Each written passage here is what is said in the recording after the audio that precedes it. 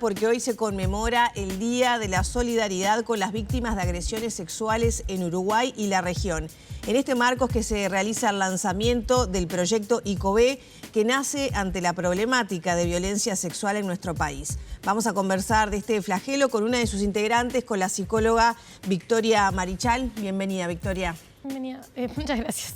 Bueno, contanos de qué se trata. ¿Qué quiere decir ICOBE? Me decías que es una palabra en guaraní. Sí. Bueno, ¿cómo surge este proyecto y qué significa? Bueno, la palabra ICOBE significa sobrevivir en guaraní y elegimos esa palabra para el colectivo porque es un colectivo que tiene la característica de estar conformado por víctimas y sobrevivientes de agresiones sexuales, que muchas hemos trabajado y nos hemos especializado además para poder activar y trabajar para erradicar la violencia sexual, pero además también hay aliadas sensibles a la temática que vienen trabajando o militando en esto. ¿Y qué se entiende por víctima de agresión sexual? Bueno, nosotros usamos los dos términos, víctima y sobreviviente. Somos víctimas de un delito sexual, ¿no? Cuando ocurre una situación de abuso sexual, violencia sexual, explotación sexual, hay una variedad de delitos y situaciones, pero además también elegimos nombrarnos desde el término sobreviviente para devolvernos de alguna manera la autonomía, para corrernos del lugar de lo que nos pasó con ese delito que vivimos y poder poner el foco en lo que hicimos a partir de eso y el proceso de recuperación. Pero usamos los dos términos porque hay algunas personas que se sienten identificadas con uno, otras con otro, algunas personas que sienten que aún no están en el lugar para nombrarse sobrevivientes, por eso hablamos de víctimas y sobrevivientes. Victoria, ¿qué tan necesario era encontrar un espacio así, tenerlo, contenerse, poder hablar, poder sanar? Bueno, creo que es como, sobre todo es una necesidad que tiene que ver con la ruptura del aislamiento, ¿no? La violencia sexual tiene la característica de estar siempre en el silencio, ¿no? Es lo que no se habla, lo que no se dice, porque además está muy cargada de estereotipos, de estigmas, y eso hace que las personas que pasamos por estas situaciones haya momentos de sentirnos muy en soledad, pero sobre todo el colectivo viene... Sí, tiene un efecto terapéutico en sí mismo juntarse con otras personas que quieren militar por lo mismo que vos, pero no es un grupo terapéutico, es un colectivo que tiene el objetivo de trabajar en la violencia sexual en tres ejes: la prevención, la reparación y la justicia. Entonces nos reunimos para accionar, ¿no? Y para hacer algo. Yo creo que era algo necesario, en toda Latinoamérica venía ocurriendo. A mí me convocaron para formar parte de un colectivo regional que se llama Valientes Latam, que es la pata regional de un movimiento global que se llama Be Brave, donde somos todos sobrevivientes y activistas en los diferentes países. Y bueno, sentí la necesidad de que esto también ocurría en Uruguay y habíamos muchas personas trabajando y activando en esto, pero que no nos habíamos juntado, ¿no? Entonces creo que el proyecto viene un poco a decir, bueno, podemos juntarnos y activar y caminar en conjunto para este objetivo. O sea que es una experiencia que ya en todo el continente hay. ¿Cómo está y por qué en todo caso se demoró tanto en Uruguay tener un proyecto como este? Bueno, yo creo que en Uruguay tenemos leyes y normativas muy avanzadas, ¿no? En comparativa con la región. Y sin embargo, la lucha contra la violencia sexual se viene moviendo por todos los rincones de América Latina con muchísima fuerza. Sobre todo la lucha en las voces de las personas víctimas y sobrevivientes. Bueno, era una deuda que teníamos en Uruguay poder empezar a hablar desde este lugar de... Yo pasé por esta situación, pero además me formé, me especialicé y tengo una mirada que tiene las dos perspectivas, ¿no? Entonces, un poco Valientes Latam empieza a reunir a estas personas a lo largo de América Latina y la idea acá en Uruguay es poder hacer lo mismo y poner el foco en que hay un montón de necesidades que tienen víctimas y sobrevivientes que solamente las saben las víctimas y las sobrevivientes. Claro. ¿No? Que si no escuchamos lo que esas voces tienen para decirnos, vamos a perder de una parte muy grande. Claro. ¿Qué le pasa a alguien que es víctima de agresión sexual, de un delito sexual? Las consecuencias son múltiples y variadas, pero creo que hay algunas cosas que están en común. Por ejemplo, el miedo a hablar, el miedo a decir, el miedo a los estigmas es algo que atraviesa a la gran mayoría de víctimas y sobrevivientes. Después también hay algo que es muy importante que tiene que ver con lo que en psicoterapia entendemos como trauma, que tiene que ver con una alteración neurobiológica que ocurre al momento de vivir una situación traumática, que eso genera determinadas consecuencias, como por ejemplo lo que entendemos como disociación. Que eso genera que podamos olvidar lo que vivimos y recordarlo muchísimos años después. Eso genera que recordemos lo que vivimos en partes, en pedacitos fragmentados, o que recordemos lo que vivimos pero no podemos asociarlo a la emoción que sentimos en el momento. Eso también es una característica bastante frecuente. Por eso uno de los objetivos también del colectivo es empezar a instalar lo que es la atención y la perspectiva sensible al trauma, que es que las personas que trabajan con sobrevivientes en todos los ámbitos profesionales tengan una formación sensible al trauma para poder entender que hay un montón de las reacciones que tiene una persona que pasó por un delito sexual que tienen que ver con alteraciones neurobiológicas de mecanismos que activó el cerebro para protegerse en el momento. O sea, que no son elecciones, que son formas que despliega el cuerpo y la mente para protegerse en el momento de la situación. Hay heridas que nunca cierran. Y te lo consulto desde el lado también de la aceptación, ¿no? Que hay que convivir con eso, por más terapia y trabajo de sanación que trate de hacer. ¿Hay cuestiones que quedan ahí? Yo creo que cicatrizan. No creo que cicatrizan y que están ahí, que uno sabe que son heridas que siguen estando, pero que dejan de doler, que dejan de impactar de la misma manera.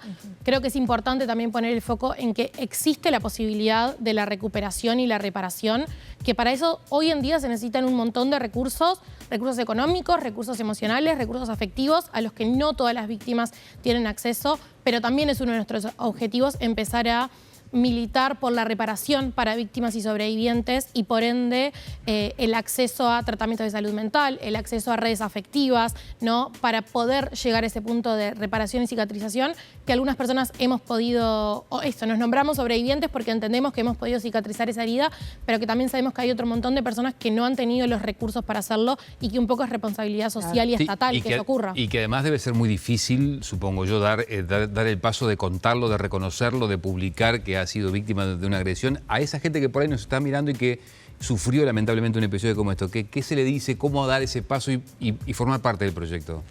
Bueno, yo creo que siempre tenemos que partir de la base que nadie se tiene que sentir obligado ni obligada a nada, ni a hablar, ni a denunciar, que tenemos que respetar los tiempos. Bueno, uno de los elementos centrales que vamos a estar debatiendo hoy en el Palacio Legislativo tiene que ver con el proyecto de imprescriptibilidad y uno de los conceptos es esto del derecho al tiempo. Nos puede llevar tiempo a hablar, porque la sociedad está cargada de estigmas, porque la disociación traumática actúa en nuestro cerebro y podemos habernos olvidado. Hay personas que recuerdan 20, 30 años después haber sido víctimas de un delito sexual. Pero que se acerquen a hablarlo con una persona. Cuando lo sientan, con una persona, que crean que los puede escuchar, que los puede entender, que los puede acompañar.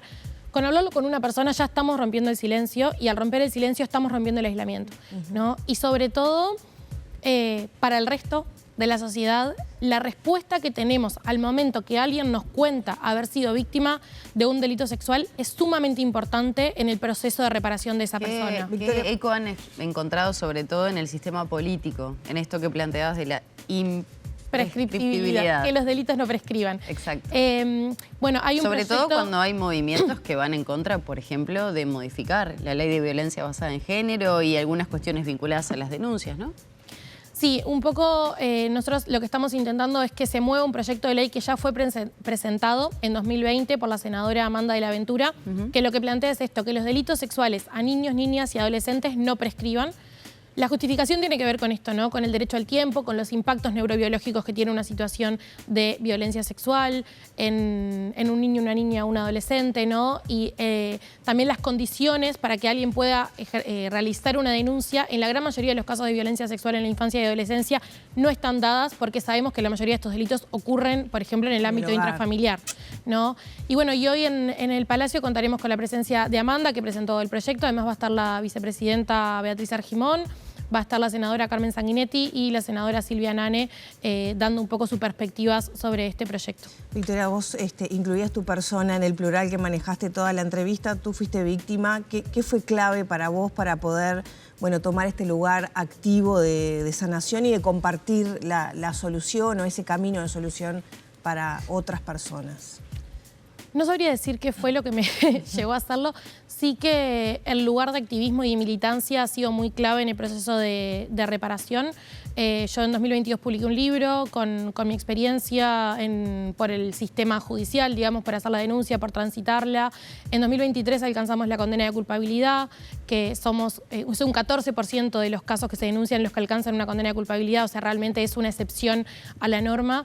Y bueno, y esto, el poder haber estudiado, me diplomé en violencia basada en género, me diplomé en psicotraumatología, eso me ha permitido no solamente entender mi experiencia, sino también poder entender el efecto de reparación que tiene activar con otras personas, hablar con otras personas, escuchar a otras personas y entender que eso que en un momento sentimos que solo nos había pasado a nosotras, a nosotros, a nosotres, que estaba ahí y que no sabíamos qué hacer con eso y no sabíamos dónde volcarlo. Le ha pasado a muchas otras personas y cuando te pones a hablar, las experiencias pueden ser súper distintas, pero muchas de las consecuencias y de la forma en la que enfrentamos eso son muy similares. Bueno, el año pasado había más de 1.600 denuncias, la mayoría son niños, niñas y adolescentes.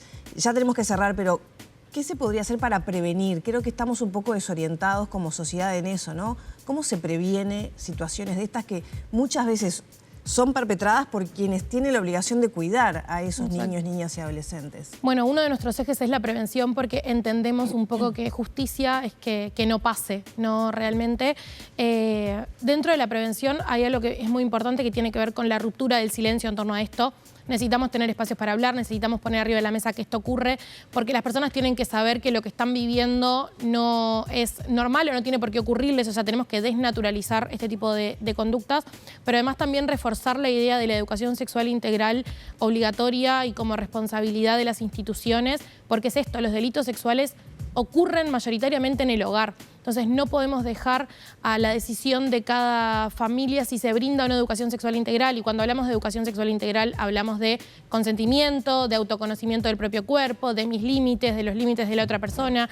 Eso tiene que estar dado por las instituciones para que niños, niñas y adolescentes puedan no solo identificar lo que están viviendo, que es una de las mayores problemáticas, que muchas veces no se identifica porque la persona que ejerce esa violencia es una persona de confianza, por lo tanto no se logra identificar que eso que está ocurriendo es violento, pero por otro lado también las herramientas para poder ponerlo en palabras y saber que hay un lugar a donde pueden ir a buscar ayuda, ¿no? Entonces creo que esa es una clave para la prevención. La actividad en el Parlamento hoy, ¿a qué hora va a ser? La actividad en el Parlamento hoy empieza a las 18 horas, va a empezar con un pequeño resumen de testimonios que grabamos, una producción audiovisual que hizo Braga Films sobre sobrevivientes de violencia sexual, que cuentan un poquito su historia, que contamos un poquito nuestras historias, pero sobre todo como con esto de, bueno, qué es lo que esperamos. Y a partir de las 18:30 empieza el conversatorio que va a tener 3 bloques.